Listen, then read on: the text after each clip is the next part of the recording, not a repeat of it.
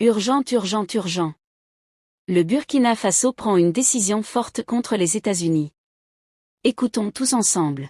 Le 16 décembre dernier, les États-Unis ont décidé d'appliquer une restriction de visa d'entrée aux États-Unis aux ressortissants de plusieurs pays, dont le Burkina Faso.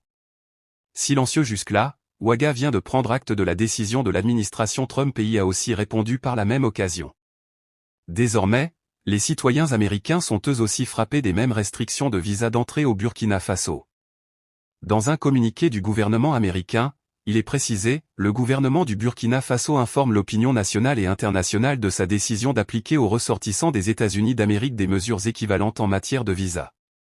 Le Burkina Faso, pays en première ligne de la lutte pour la souveraineté, marque ici son attachement au respect mutuel, à l'égalité souveraine des États et au principe de réciprocité dans ses relations internationales.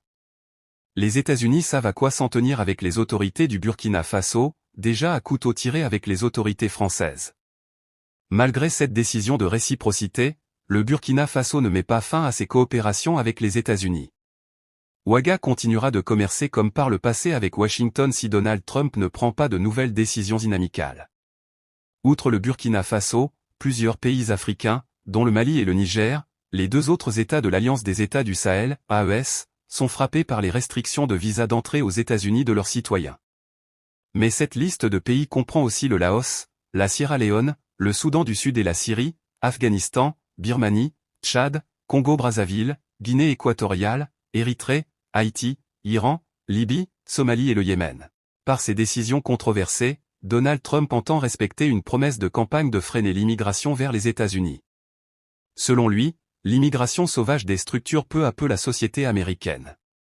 Cette lutte qu'il a engagée conduit les forces de l'ordre à pourchasser les sans-papiers, y compris sur leur lieu de travail.